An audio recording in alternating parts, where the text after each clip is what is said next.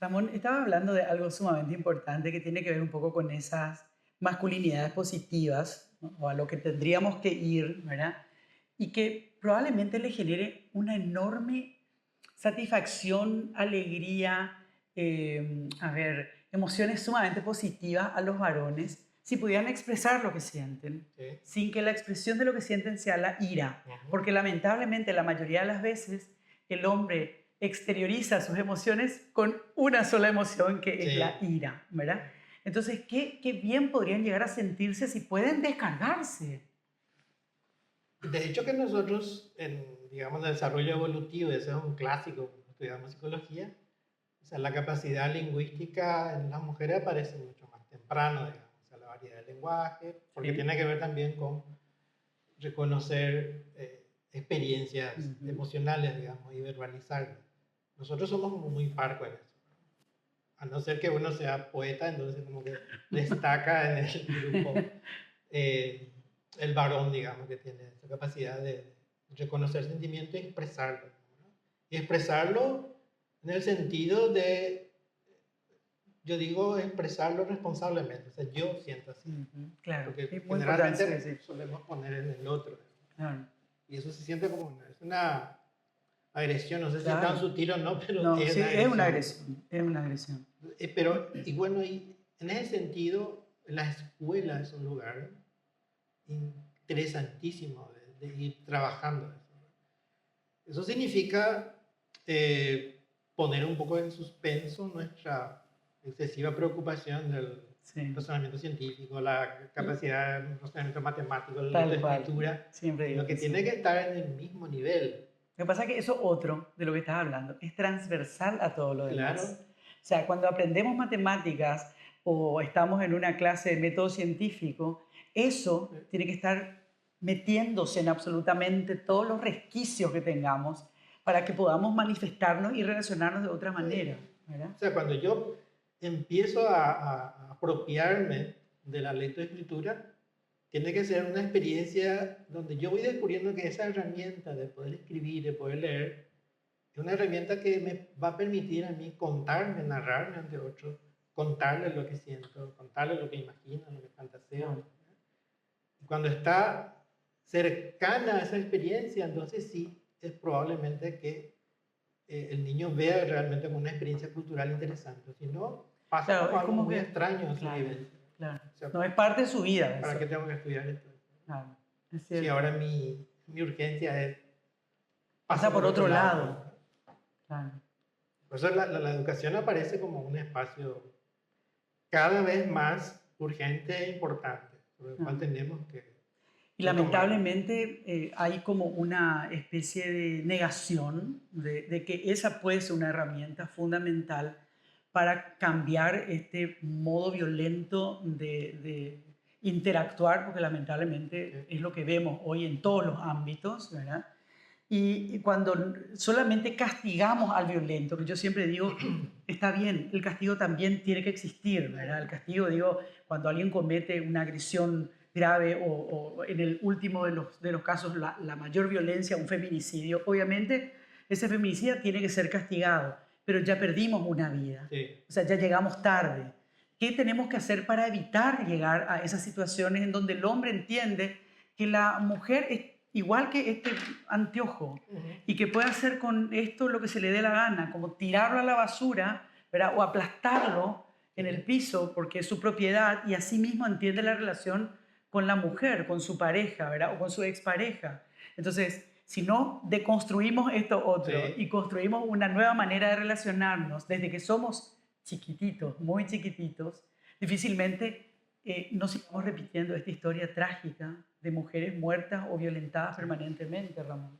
Y es clave, digamos, porque yo que pasé por la experiencia de ser papá y ahora abuelo, eh, como que con los nietos uno, yo digo, uno aprende a ver de vuelta al mundo, Exacto, ¿verdad? tal Porque cual. si no, no podés interactuar con ellos.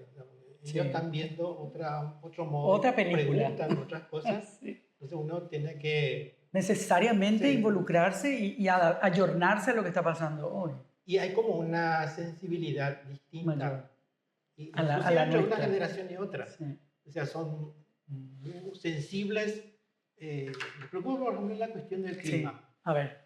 por Sí. ejemplo, ¿verdad? Sí, sí, sí. Y están así con esa inquietud de qué va a pasar, porque eso está inundado de eso, ¿no? Y mucho más cuando acceden a las redes. Entonces, y están como muy informados. O sea, siguen TikTokers que hablan de eso, Sí, que sí, son sí, sus sí. pares. Exacto. Y entonces hay un potencial allí. Solamente que eso exige también un tipo de escuela y un tipo de docente que hay que formar. O sea, cómo Tal cual. sostener a una nueva generación que tiene una nueva sensibilidad. También expresan violencias de un modo que antes no teníamos. Sí. Porque los franceses dicen que la violencia no es sino el fracaso de la palabra. El fracaso de la palabra Claro. es el acto violento.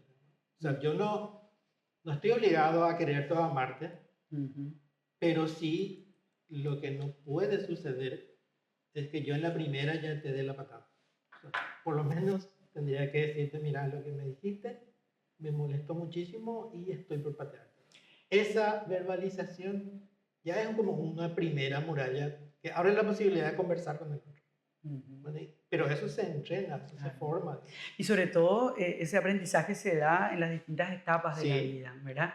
Y qué importante es hablar de estas masculinidades positivas en esto que también es fundamental, que es la lucha por la igualdad, Ramón, ¿verdad? O sea, yo creo que habría que hacer énfasis un poquito en eso, porque cuando obviamente nos relacionamos de esta otra manera, ¿verdad? Y somos iguales y somos igualmente dignos, entonces difícilmente sobresalga, digamos, ese modelo autoritario, ese modelo de la fuerza, ese modelo de la violencia, porque es como que no va a tener cabida directamente.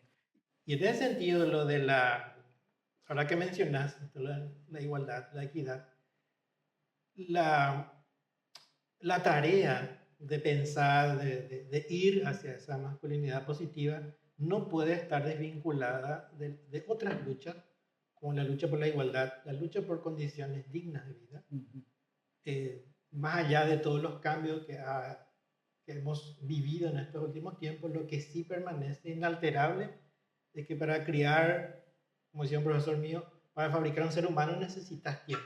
Todavía necesitamos mucho tiempo. Y calidad de tiempo, Ramón. Y eso es lo que menos va ocurriendo por las exigencias del empleo, del espacio laboral, de condiciones paupérrimas de vida en ciertos grupos. Sí.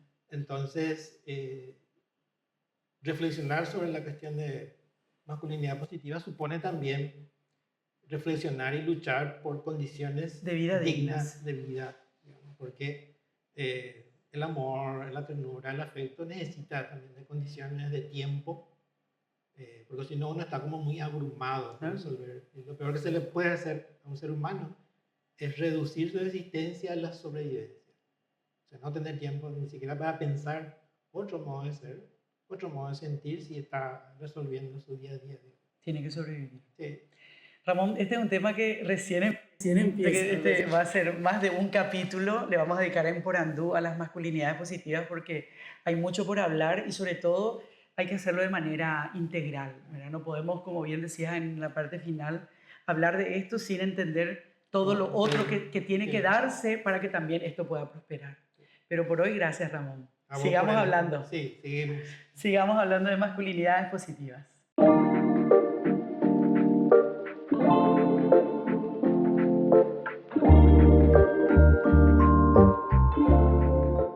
Este podcast es una iniciativa de Serpag Paraguay con el apoyo de Diaconía.